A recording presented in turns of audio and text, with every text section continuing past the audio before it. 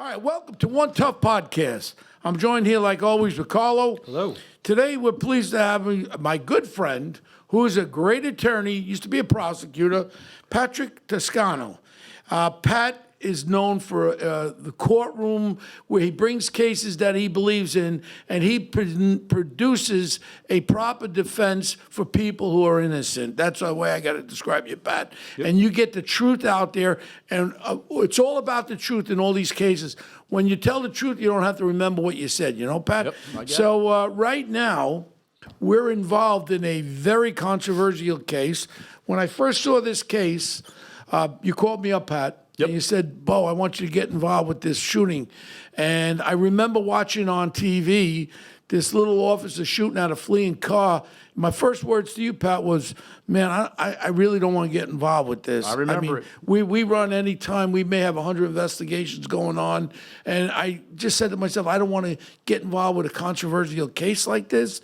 But then when you called me over to your office, and we ran all the videos, and I had Mike Ceravola, the retired detective lieutenant, Mike Ruggiero, retired sergeant of detectives, and we went through the evidence that you showed us and the whole story. And then when we started to realize who this young officer was involved with and who he was trying to stop, and everything started coming to life when we found out the real facts about the case. And in the beginning, what made you start to help law enforcement officers? You got a reputation, Pat, of standing up for cops. Well, what happened initially, Bo, some years back? Well, first, originally my legal career, I clerked for a judge coming out of law school, and then I was an assistant Essex County prosecutor for about 2-3 years.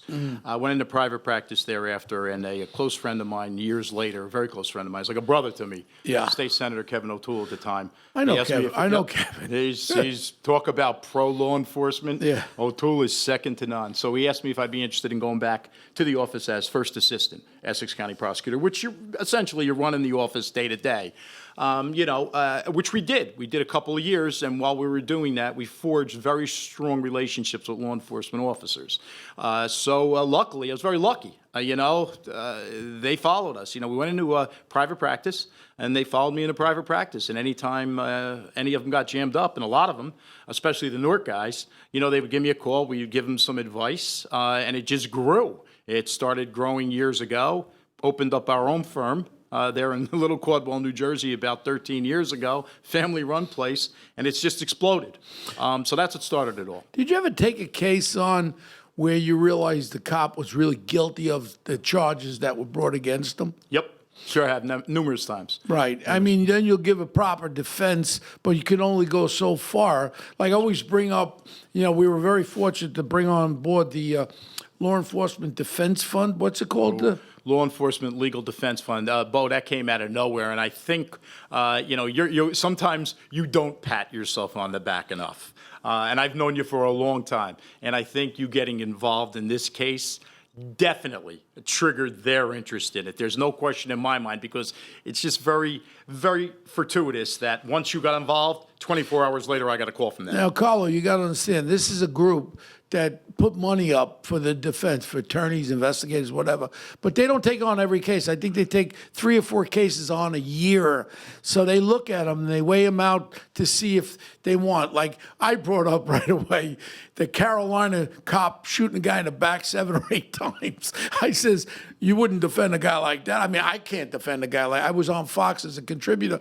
And when they asked me, Bo, what do you think about it? I said, well, I think that cop should be locked up for murder, because that's exactly what he did. He shot a guy 7, 8 times in his back as he's running away. There's no defense in there. But this case, when I saw it, then when I met this young man, and his name is Crespo. He's a Puerto Rican, but he's a tiny Puerto Rican. Yeah. I mean, he's he's not even 5 foot, I don't think, he's right? He's about 5'5", I mean, built. 5 what?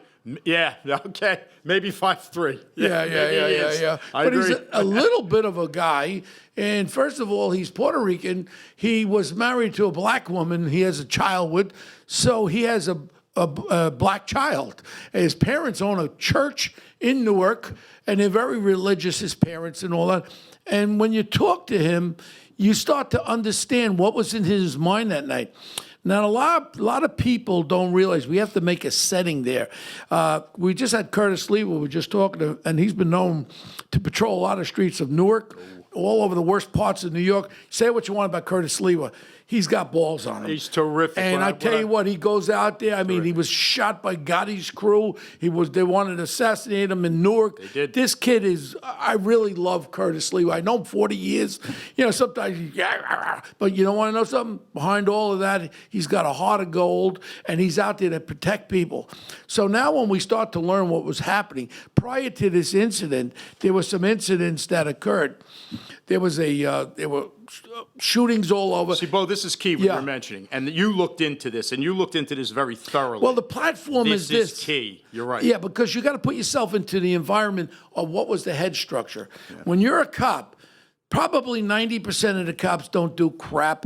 10% of the cops are the ones that are out there, aggressively out there, looking, going, interviewing people, stopping and questioning people. What are you doing hanging out? The rest of them don't want to get involved. And when they don't get involved, they don't get in trouble. The cops that get in trouble are the ones that do their job. And I'll stand by that 100%. I talk to cops all over New York every day. I go to Jersey. I talk to cops. I'm very fortunate that everybody knows who I am. They know that I love cops, and I love the hard-working ones, because I'll say it right now. I was the recipient of 90, 100 medals, but I also was a recipient of 40 civilian complaints. Yep. You don't take people down on robberies and shooting. One guy shot at me 5 times, drew the gun down before I could get my gun out, and he goes, "You got me." I said, "Got you." And if they had video cameras, I'd be in trouble. Well, sorry to interrupt you there, but I have to. The officer who doesn't have a disciplinary issue in his or her file is not an officer in the first instance. Right, and you're you know what? And they're 1000% not right. doing their job. You're damn straight. Because when you're locking a guy up, when you're locking a guy, I had one guy who escaped out of Attica. He wasn't going back. He was up there for murder. He had a kitchen knife like a 1.5 feet long. You can see right through my hand. He stabbed me through my hand. My lieutenant's yelling, "Shoot him, Bo!" And I get him a headlock. Not a chokehold, a headlock, just like God. And took him down, punched him shit out of him, right? And I fought with him, wrestled my lieutenant, yelling, "Why didn't you shoot him, Bo?" I says, "You know what? I don't have to shoot. Me, as a person, I should have shot 15 of them. I was just justified. One of them ended up killing a cop. And I have nightmares about I should have taken him out. The same way as Officer Crespo. Let me ask you this. If Bo Dietl is in Crespo's shoes that night, I shoot. with what? There you go. He's pointing a gun at me. I'll shoot. Yep. I'll shoot. And it's only by the grace of God that they didn't fire shots. Now, people, and yesterday when we were interviewed, we had a big interview yesterday, and the one reporter asked, well, how come none of the other cops shot? Yeah, well, how come you got Crespo jumping out of the car, running up there? And I always say, if you're in the military, they have what they call a point guy. He goes out first. He's the guy that dies. Yeah. When you're a cop, you hit the door, the guy that goes in first. Now they got mercy service. When we were cops, we used to hit doors, and whoever goes in there, if there was a gun, that's the cop that got shot. Yeah. Crespo was the cop that should have been shot for the fact that this guy capped him, no one would be talking today. You said that yesterday. He stopped the car 3 times. He knows there's guns in that car. Yep. Knows there's guns. The first police officer, female, stopped this car, and you can look at the guy, and that last look in his face when I'm looking at the video from her cam, and I'm looking at his eyes, he had the same look as the guys I locked up that raped a nun in a convent back in '81.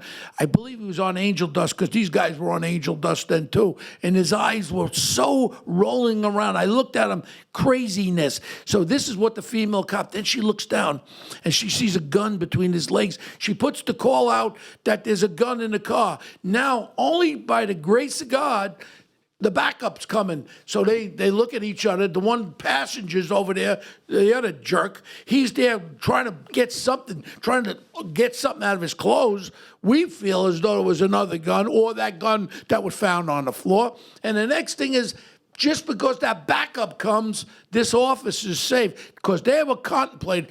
She went alone and she took that car down. She's a real hero, that one there. I tell you, there ain't too many females or males that would take that car out by themselves. With 2 males, I would like to have a backup. She went right at him, and she's a hero too. She takes off, and then, they take off, and then Crespo starts the chase. Go ahead, Pat. Coming in the opposite. What happened here, Bo, and you make every point that you made here. I could take and run with, but for purposes of brevity, what they do is they then take off, and this is an issue that's come up.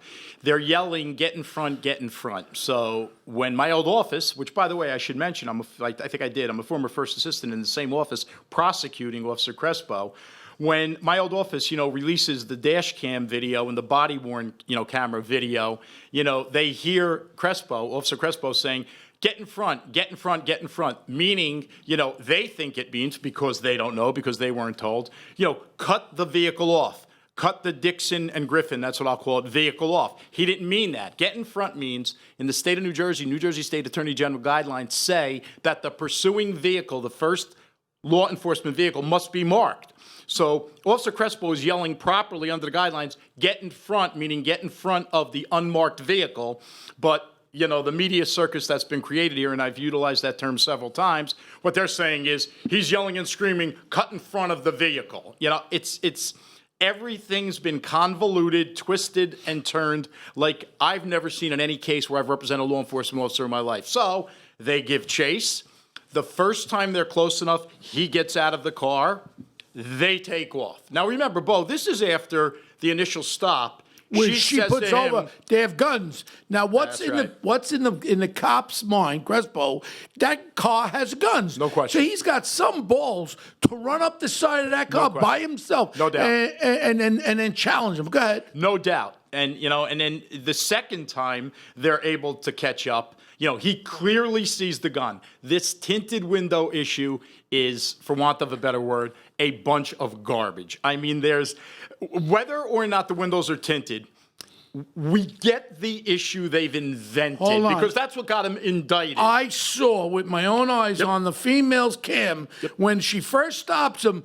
They roll the window, you can see right through. No question about it. Number two is I saw the photographs. You could see right through that car to the taillights of the other car in front. That's a bullshit issue. We can say bullshit on my podcast. So that's a bullshit issue. So let's clarify this just so that people that are listening that aren't completely familiar can understand. So the Essex County Prosecutor's Office is arguing that Officer Crespo couldn't see into the vehicle and ascertain that there was a gun there because the windows were tinted. That's right, Carlo. But it goes a little bit further because they're saying that not only couldn't he see in, all right, they're doubting whether or not the gun was ever pointed. That's what they've laid out. Okay, now what they also haven't released to the public is the fact that the surviving individual from that car, Dixon, and Bo will get into their backgrounds, the criminal backgrounds of these guys, but he's interviewed after the shooting. He's shot, but he's able to be interviewed.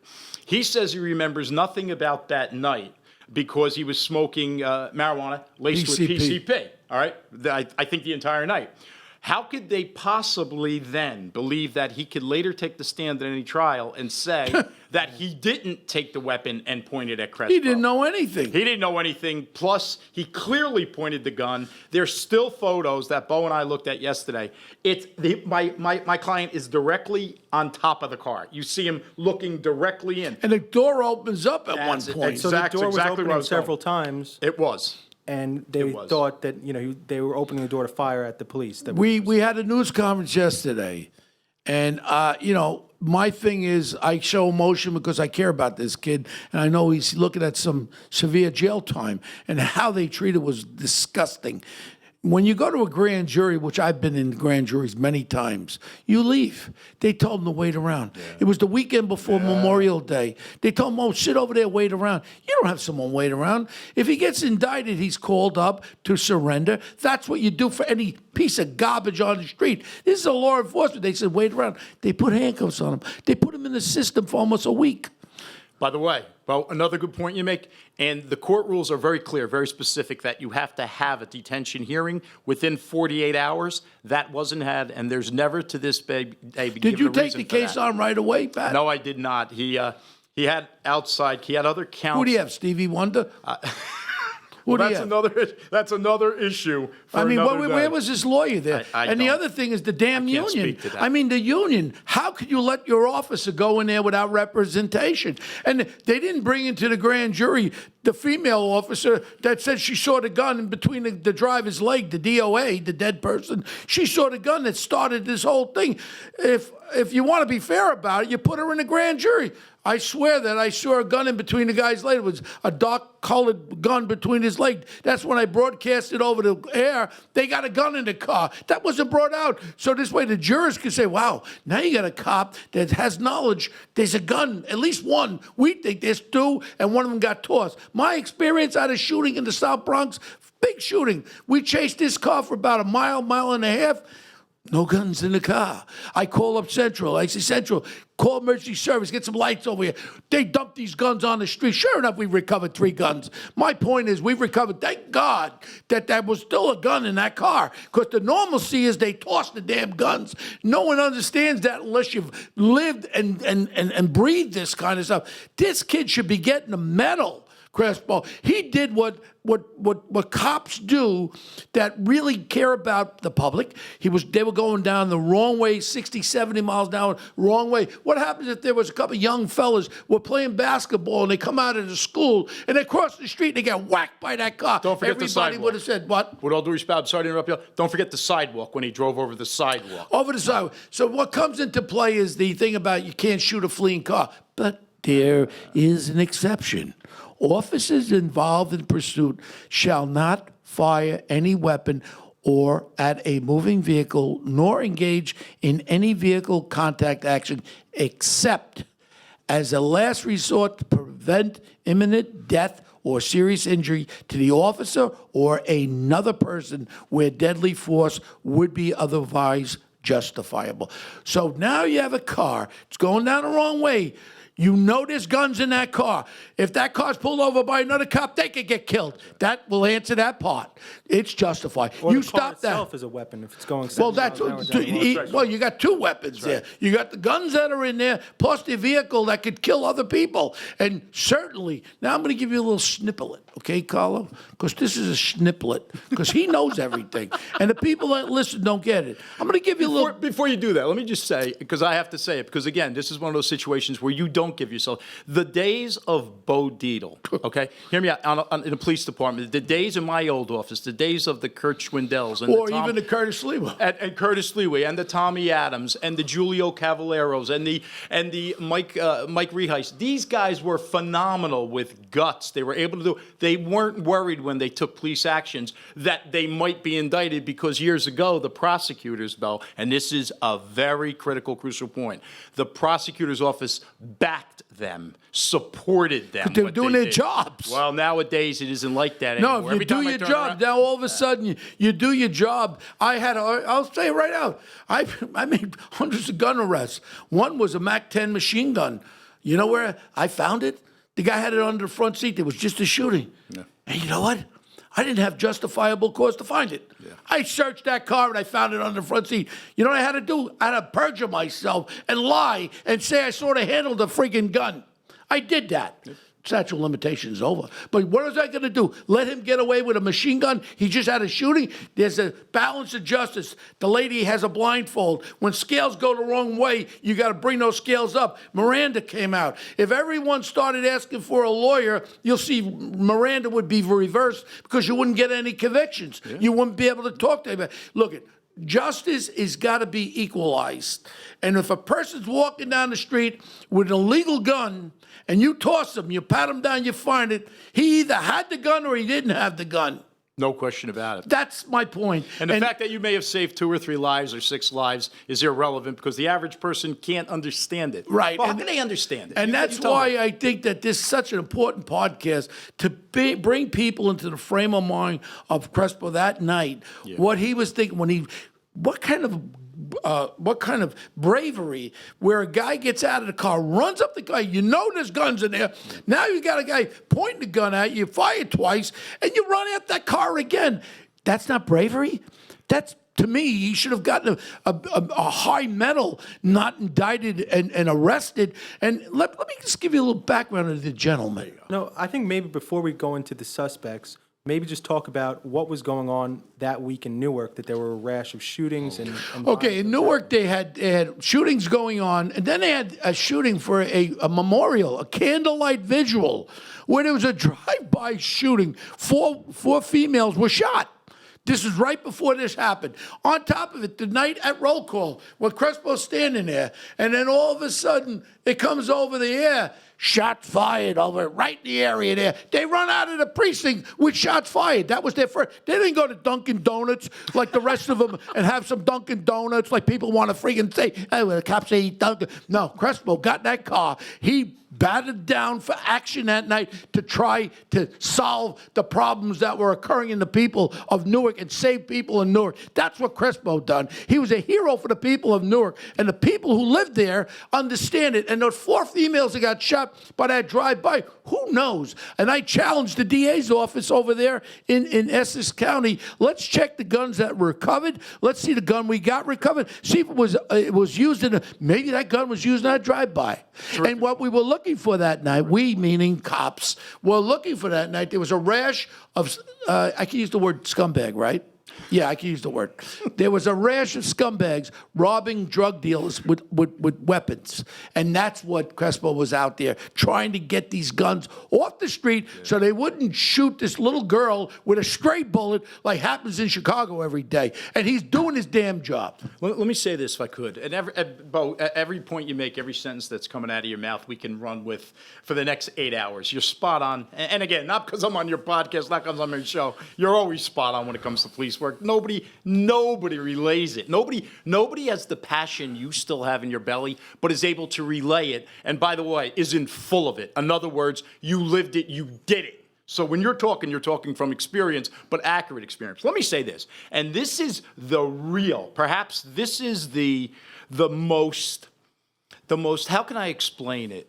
Pernicious part of what's going on here. Bad word, lawyer word, I apologize for that. What is pernicious? I mean, just almost Stop evil. whipping out those big friggin' words, Pat. Almost evil. What they've done here is they not only indicted Officer Crespo, okay? My heart is very close to the Newark Police Department, okay? Law enforcement in general. They've indicted the entire Newark Police Department by doing this. The Newark Police Department, I don't care where you go countrywide, Los Angeles, St. Louis, Miami, Manhattan, who are all phenomenal police departments. The Newark Police Department is one of the finest police departments in the country with phenomenal, not good, not right, phenomenal cops. What they've done is they've made a mockery of the Newark Police Department the way I see it. They made a mockery of law enforcement in general, and Crespo's the scapegoat. And, Bo, you've been hitting on that for the last 48 hours. And the last, it's been a whirlwind in our office. But you got to You've been on it understand all. something. The people of Newark are only privy to see the clip that was sent right. out by the prosecutor's office That's right. of this young cop shooting at a fleeing car. Oh, my God. He killed somebody. Yeah, he killed somebody who had loaded weapons in the car, and they were trying to run people down, and he did his job. And if you listened to Crespo last night on the interview, he said it all. That was dynamic. He did. Dynamic. Now, let me just tell you something about the perpetrators. They call them the perpetrators because they're the criminals. The dead guy, his name is Griffin. He was sentenced 5 years in 92. He was sentenced to another 5 years in 96. He was sentenced in 2000 to 3 months. In 930, 8 years. 5-3-10, 5 years. These were charges, indictments, and convictions of 17 indicted felony convictions. With some of the charges were many possessions of handgun, burglaries, resisting arrest, Bad dude. CDS, drugs, all that. Yeah. This list. There were 3 counts of different firearms. So it was not unusual for him to carry a gun. And he did 25 years of his life in correction facility. So this wasn't a Boy Scout going to a jamboree. And now his little partner there, Dixon. 7 listed arrests spanning back to 2002. He had 7 indictable felony convictions, total of 15 individual criminal charges. He did a total of 5, 10, 3, 13, 15 years in jail, including loaded guns again. So I don't think this was the two wrong guys. These guys were up to something, they were doing something, and they just got interrupted by Crespo that stopped a possible wave where they could have committed murders and they could have ran people down. He stopped that. They would have both. Listen, there's no question. There's no question in anybody's mind. Unless you came in with this morning's milk, nobody could quarrel with the fact that this car was not stopped. There's no way this car was stopping. No way in the world after a 2.3-mile chase the car was stopping until the car was disabled or both of these individuals were disabled. You want me? No way. And by the way, you left out all the aliases. Yeah. I lost count. Me, Dave, and Kirk, we were counting aliases. We stopped. There's so many aliases with these two guys. There's 18 aliases among But two. you want to know something strange that jumped out on me, Carlo? I was watching the videos. Showed the frame of the mind. He was so whacked out. You know what he was doing? He was signaling when he was making turns. That just shows you where his. These are guys trying to flee the cops, and he's signaling. The directional signals. Yeah, he had it proper. So his mind was working to signal because it was a involuntary brain dead person that was dealing. We were dealing a stoned out person that was hitting the signal. I mean, that jumped out to me. No question. And you're right. And by the way, when he put his left directional signal on in the one video, yeah, he was in the opposite lane of traffic doing that. It was ongoing traffic. It was amazing. So he makes a signal. He's in oncoming traffic, but he makes a signal to make a left turn. That's what he did. That's exactly That's what he did. we were dealing with. But the reality of this whole case is what the people of Newark actually saw, selective videos of what happened that night. The great part about our justice system is, Pat, and I hope I'm there, we will be able to present the whole case, and we'll be able to present all the evidence, whether it be to a judge or a jury.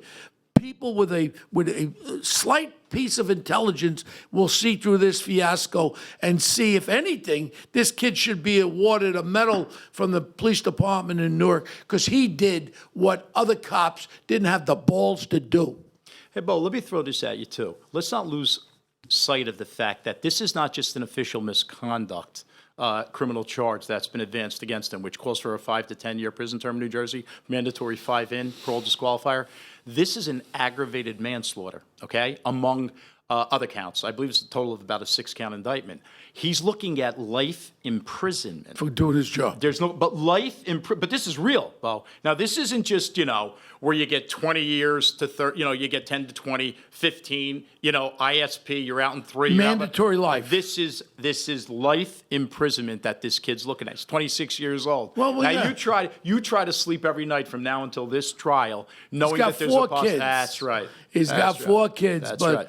You know what? It's just, this kid is walking like on eggs. You could see he's very troubled because he knows what could happen. And believe me, look at, when I locked up the guy that killed the 10 people in the Palm Sunday massacre, he killed 10 people. 8 of them were children under the age of 12, shot in the head. But they were only little Puerto Rican children. That's all they were. I'm being facetious. I know you are. And this moron jury came back with a conviction of manslaughter where he's out of jail already. That's amazing. They wouldn't give him the murder. He planned it and shot them all in the head. And this moron jury in Brooklyn comes back with a manslaughter. He's out. It's amazing. It really is amazing. Sometimes, what's funny about that too, Bo? Another great point. Juries do funky things sometimes. Most of the times they get it right.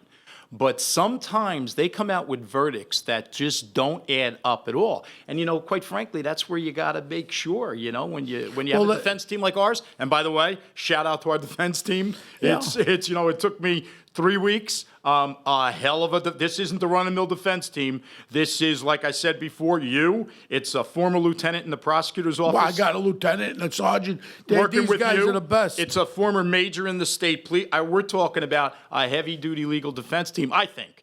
Okay, in terms of investigation with all you guys and experts. And you got the national, again, we can't make light of the fact that the Law Enforcement Legal Defense Fund out of Washington picked this case up. How emphatic was Jason for the last 48 hours about supporting Crespo? No. It was amazing. Yeah, I loved it. Yeah, Carlo, he's been a prosecutor, I've been a cop, detective, and all that. What questions would you have about this case that we can answer? So, because you're coming from the outside, you're the people. We're the prosecutor and detective. So you're the people. What, in this case, would you question? So the big question I have is, the actions of the Essex County Prosecutor's Office in selectively releasing certain portions of the body cam footage and the dash cam footage, because it seems very prejudicial because they only release the portions that kind of paint Crespo in a bad light instead of painting the full picture and giving him a fair shake. And it seems like they're trying to demonize him in the court of public opinion prior to the trial. Could I answer that? Yeah, please. If you don't mind, and I'll try to do it succinctly. I won't do it in a lawyer way. You're right. And listen, objectively, right down the middle, you're right. Now, what happened here is they released certain portions, I get it, under the guideline, the AG guideline, acting prosecutor, acting attorney general, a good friend of mine, John Hoffman, released this directive several years ago. They're under an obligation to do that. But when you do that, there's also a rule of professional conduct that's, you have to sort of juxtapose what we call the two. You have to read them together. We believe that there was a gross violation. Even though they released it, we get properly. They didn't release everything. There's no question about that. So what they've done is they've essentially contaminated any jury pool. So when we get involved, we have to, come back and we have to sort of level the playing field, which we've attempted in earnest to do over the last 48 hours. So the way they did it, I don't know, Carlo. Great question. They, even at the detention hearing, think about this, a law enforcement officer, they wanted to keep him detained until trial in jail, okay? And they play, okay, which I didn't understand, but I understand what the judge did, Judge Ron Wigler, phenomenal judge. I understand what he did. He allowed them to play it, but I mean, they saw the jury, there's a jury box, right? And it was filled with the press that day. So they play this video, okay, at a detention hearing, which it had nothing to do with the issues to be determined at a detention hearing. They play it for the press looks at it, everything's released in an attempt to keep him in. So I say to you, my question to you is, and I'm hoping I'm answering your question, my question to you is, why are they going after this kid the way they are? It doesn't make sense, right? And when a story doesn't add up, that's because truth is not, in the equation there. So there's something else going on here one way or another. We're going to get to the bottom of it. Let me give you another example very quickly. When this first went down, okay, the acting prosecutor, his name escapes me, he goes on camera.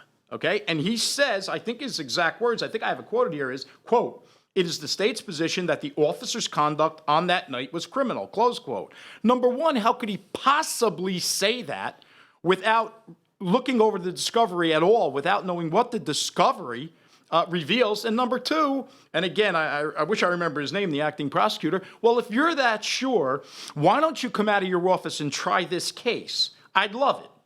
I would welcome the opportunity to try the case against the acting prosecutor. So if he's so sure of his case, don't give it to an assistant. Come down and try it yourself against me. We'll have a ball. Let's roll with this. I hope I answered your question, at least to a point. Well, and one of the things that happened yesterday, Carlo, that Pat handled excellently, we had one black camera person there from one of the major stations was there, and he brought up the race card. Well, why are they shooting black people? And the black people are being viewed. It's a racist thing by the cops against black. And Pat answered him just the greatest way. He goes, "Excuse me, I take offense to that. Officer Crespo was married to a black woman. He has a black child. So don't even go there with that racist card." And he shut him. He looked at him, and he went, "Huh?" Because he couldn't say a damn word. True. Because if it was Bo Dietl, it would be Bo the racist. Yeah. And that's exactly the way they would have loved to escape it, but yet they have a Puerto Rican cop. What do you do with that? I guess he ain't black, he's brown. Stop with the bull crap with this racist crap. If that was a white cop or two white dirtbags that were in that car, it wouldn't be different. It's what the actions of the two people in that car were. Black, white, Hispanic, they're criminals. End of story. Yeah. Bo, it's funny too, and let me just go back, if I can, but just a second.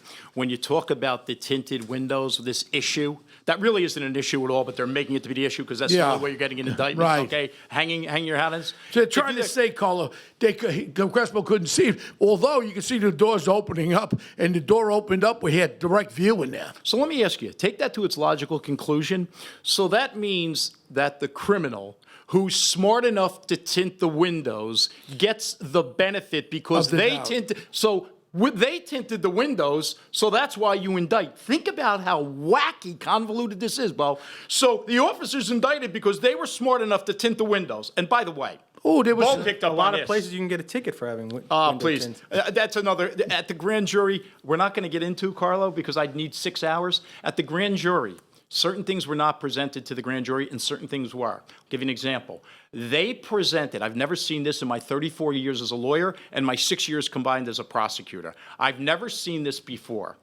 They had snippets of other stops that Crespo made over the years in the Newark Police Department where windows were tinted.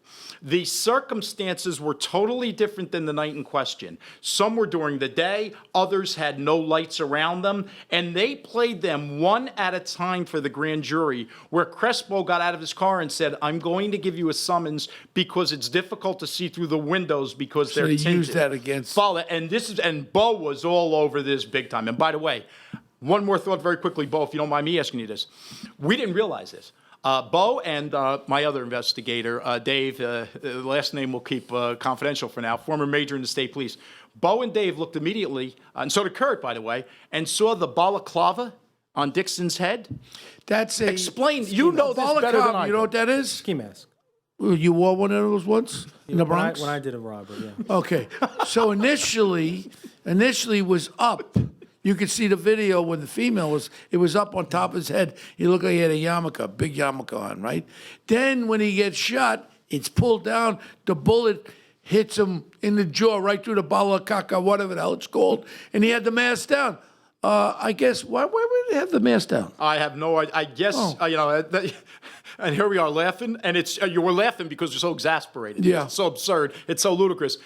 He's got the balaclava he's wearing, where Where'd you get only this the word? eyes. Why don't you just call it ski mask? What's this Of course it is. balaclava? Well, you're exactly right. 'Cause And people he's are got the gloves, listening- by the way. Gloves. Gloves even though are it's cold, gloves. But they're in his back pocket. Yeah. So he's got the cop killer bullets, the loaded weapon. And Bo, again, you brought it up, and you nailed it.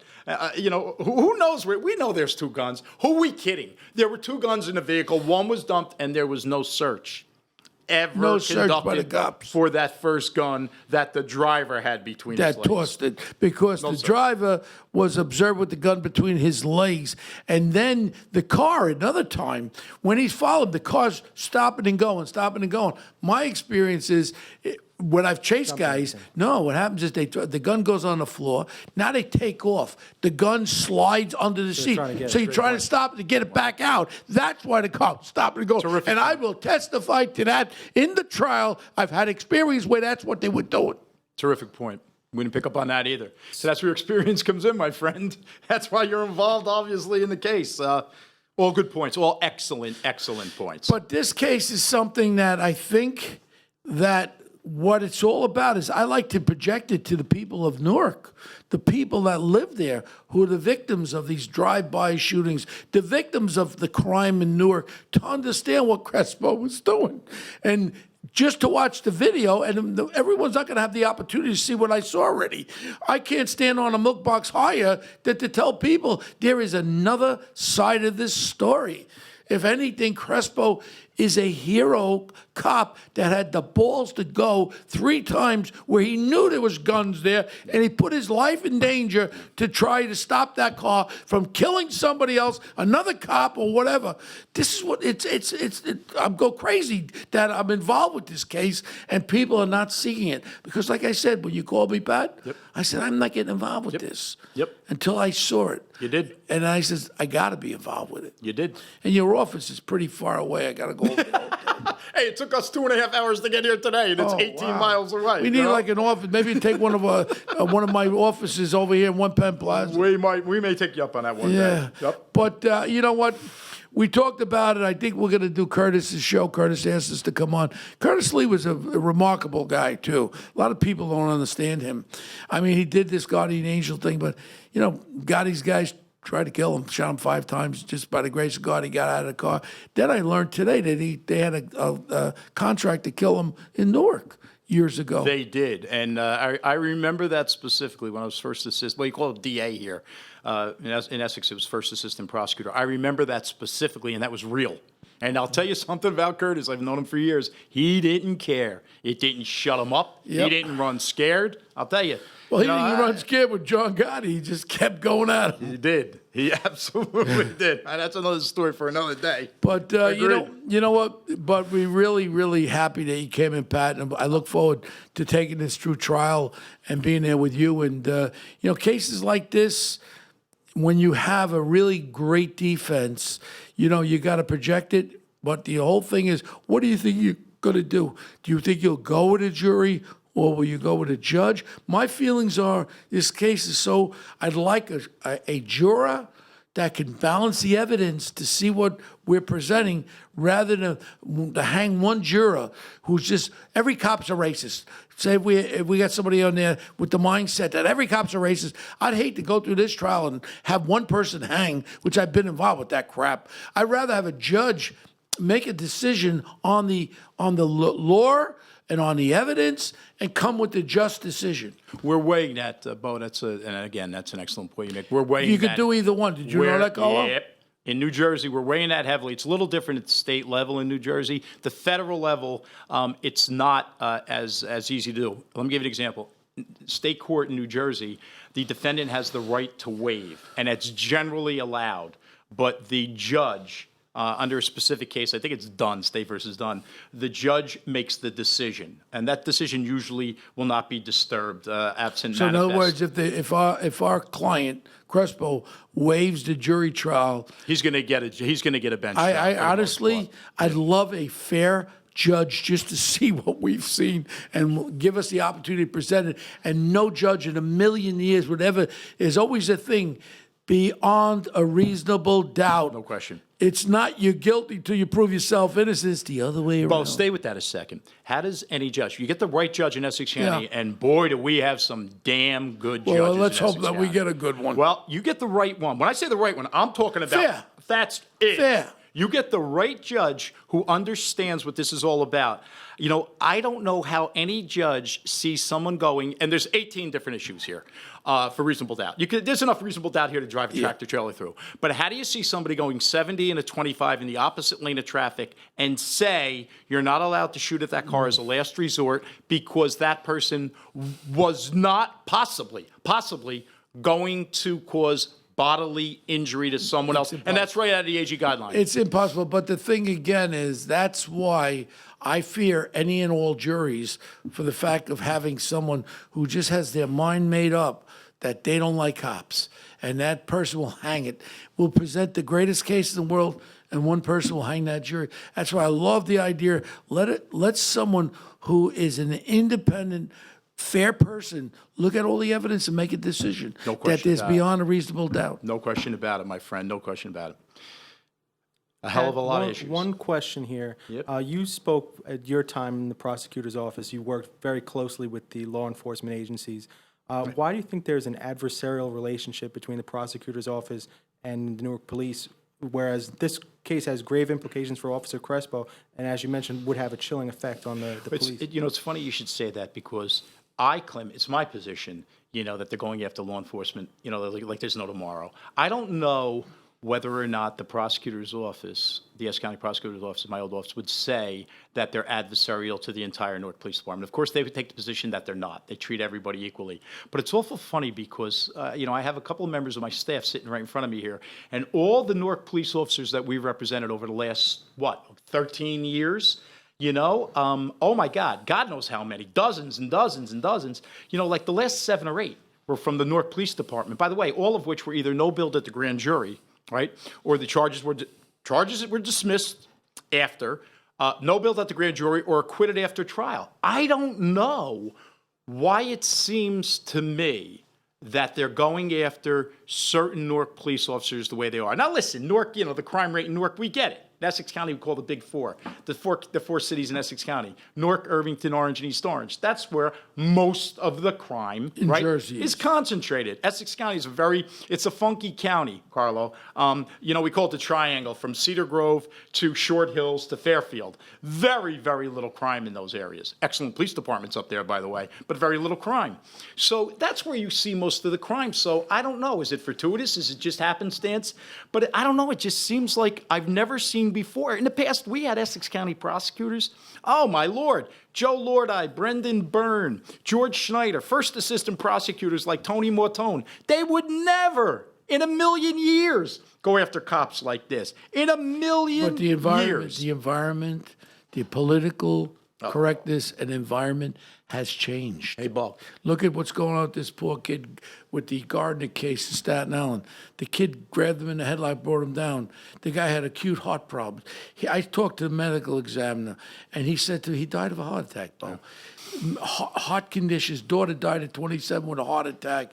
He had diabetes. He had what do you call that? What I have. Asthma, acute asthma. Yeah. So when he was on the ground, after the kid got him in the headlock, a chokehold is a chokehold. Yeah. You wouldn't be talking. I'd choke you out. Yeah. He was still talking, saying, I can't breathe because his asthma was kicking up.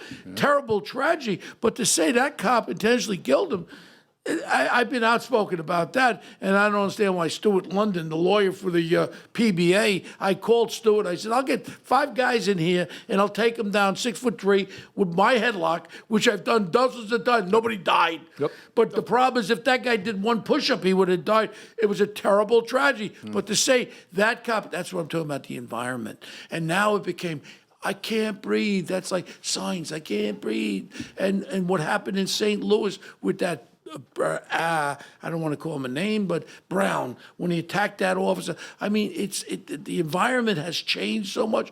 So when a cop wants to be out there and do their job, beware. You're going to get in trouble. Hey, Bo. You're right. You're right. And we've said that. And you and I have said it over the last 40 hours. Let me throw this at you, too. And this I found unbelievably interesting. There's a criminal defense attorney in the state of New Jersey who, I have no qualms. Sometimes I realize I throw, compliments around like manhole covers. I have no qualms saying he's the best criminal defense attorney in the country. So I contact him. His name's Michael Critchley. I contact Michael, who is also, I'm proud to say, a very close friend of mine. And I said, Michael, I'm involved in this Crespo case. I don't know if you know anything about it. Michael responds by saying, they're really, this kid, Pat, you need anything, you come over, talk to me about this case, love to help you. I mean, this guy, first of all, you can't, God bless you if you're able to get Mike Critchley on the phone, he's in such high demand. This is so out of control. I don't mean to speak for Michael, but I don't think he's gonna mind me doing this. For Michael to say, man, they're really screwing this kid, okay? The way he did, I've never seen anything like it. For him to say that, for him to speak the way he has, for him to take the position here that he believes himself, and to lend his expertise to me in this case, that speaks more volume than you might think, Bob. I feel very comfortable, Pat, taking on this case with you because I know you're the captain of the ship here. I'm just the first mate, and we go in there and we'll present this the way it's supposed to be presented, whether to a judge or to a jury. Yep. I don't think there's any kind of doubt in my mind. If it's a fair jury, fair judge, this kid walks, and I hope he gets his job back. And I'll be advocate for him to get a Medal of Merit, whatever the medal is for him. Can I add to that? Another good point. Here you go again, spot on, because of your experience. Let me add to that. Let's just assume an acquittal. Let's just assume it, God willing, acquittal. They can still fire him? Not only could they still fire him, but it'll show something. If once he's acquitted, okay, which essentially says, jury says he did nothing wrong, let's make sure he's brought right back on the job. And I think the police director in Newark now was phenomenal. Well, you know what? He's going to take him back. I think he's going to take him back. And you know what? Take him back. He's a cop's cop. Take them back and award them the Medal of Merit or whatever medals they got there. I agree with you, my friend. And say you did a damn good job, and thank God people went home safely that night, including your partners, including the people in Newark. We're going to wrap it right up now, but what we usually do is we do a segment in the show called the Punk of the Week, something that's bothering you. I think I'm going to know what's bothering you, but what bothers you this week that you want to speak out against? Anything, issues, people, whatever. Okay, here we go. Great question. I love it. Thank you for this opportunity. What bothers me this week is how I'm squaring. I don't mean to go back to the Crespo case, but I hope you don't mind, Bo, because you asked me the question. What bothers me this week is how I square what's happening to Crespo. And, you know, if I sound a little bit emotional, here I am. How I square that and how I come home at night and explain this to my wife and my 3 kids. Well, actually, I have more than 3 kids. We'll add Alec and Kate and everybody else, and Madison and everybody else to that. Jack Bonnet. You seem like a Santa Claus type. Let me tell you, the kids, but Bo, the reason I'm mentioning all these kids is not only are they pro law enforcement, but one of my sons is going into law enforcement. The other one's a lawyer. My daughter is a state investigator. My others, Jack, like his son, you know, these kids are going into law enforcement. And what's bothering me, and again, thank you for the question, is I have to go home and square what's happening to Crespo with what these kids want to do with their life, the rest of their life. And I can't, Bo. And you want to talk, you say punk of the week, issue of the week. I can't square that, and I can't explain it to any of them. It's tough. It's impossible to explain to them. Carlo, what's your punk of the week? I'm feeling pretty good. I'm feeling very positive. No punks this week. I want to hear your punk of the week. My That's what I want punk to of the hear. week is that female that just beat Curtis Lewa's ex-wife for district attorney Tiffany of Queens Caban. County. What's her name? Tiffany Caban, What did I hear about that? She is a avowed communist. TSA. Yeah, she's an avowed communist. She's best friends with that or Ocasio, whatever the hell her name is. And she just took out the incumbent Democrat for district attorney. So early today, we just had Mr. Casamatides. John's a good friend of mine, multi-billionaire guy, where I said, he was a big Republican guy, I said, the Republican Party could do what they call a Wilson Pakula. That means they could give, if you got 3 of the 5 counties of New York City, they could give them a paper and say, we'll give you the Republican line. I said they should give the Democrat that lost the Republican line. She's got great name recognition. It's Curtis's ex-wife. Linda Katz. And give her that platform on the Republic. Give people an opportunity. We don't need a communist district attorney. Right away, prostitution will not be John's, prostitution, drugs, you will not be arrested. There will be no cash bail. So if a scumbag robs you, as it is now in New York City, this big bird dickhead mayor, de Blasio, here's his new law he came out with. If you're 16, 17, 18, 19, and you commit an armed robbery, I stab you on the way out of here, there will be no bail for you. That's what New York City's turning into a toilet bowl. Rudy Giuliani days are over. Where is he? I That's beg my him. punk of the I week. scream, bring him back. And by the way, I will add this because you're mentioning Republicans. I couldn't agree with you more. I beg you, Bo, and I'm looking at you directly, like a brother to me, Assembly Minority Leader in New Jersey, John Bramnick, okay? Pro-law enforcement. Have him on your show. I guarantee if you ever get the time to bring him on, you will idolize the man. Well, He's second to none. We'll get the numbers for it. Second to none. But again, how can we follow you if the people want to follow you? Have any kind of Twitters, whatever that You know, man, the social media stuff, I believe that's a weapon of mass destruction, right? Well, WMD. How be- can we follow the case and see what's going on? If anyone wants to give their Bo is- support to Officer Crespo. I'll tell you exactly how you do it in our office. Contact Olga Forte, Forte, in our office, and I'll give it to you straight out. OA Forte at pptlawfirm.com, 973-226-1691. What we should do is we should have Olga hook up for this one with the case name, the Crespo case, and we'll pump stuff out all the time. What's happening? Because we're going to be going to hearings and stuff, evidential hearings and all that, and we can pump it out, and then people can start. You do all this social stuff on my things there. You pump this thing out on our thing, and we'll just get people behind and following the case, and all these different hearings that we're going to go to, we'll able to give what happened at that hearing. The evidence was held, this and all that. And what new developments? How about if we find out that gun that they got in the car they never tested, but it killed somebody? We could find this stuff out. That would be amazing. Yeah. So follow Olga and those, and of course my wonderful wife Nancy will be doing all the work, all the typing and everything else. Well, Shout out to her. She's my entire And life. I think, Without her, I'd be nothing. And Carlo, what else? How do they follow us? We'll be updating regularly on our social media. You can follow us. We're One Tough Podcast on Twitter. Bo is at Bo Deedle on Twitter and at The Real Bo Deedle on Instagram. You can email us. We're at onetoughpodcast@gmail.com. And you can find the show anywhere you find podcasts and also on the OG Podcast Network. So send us your questions. We'll keep updating you on this case. and we'll see you next week for the next show. Thank you, Pat. Thank you for coming. Thank you for having me brother. on.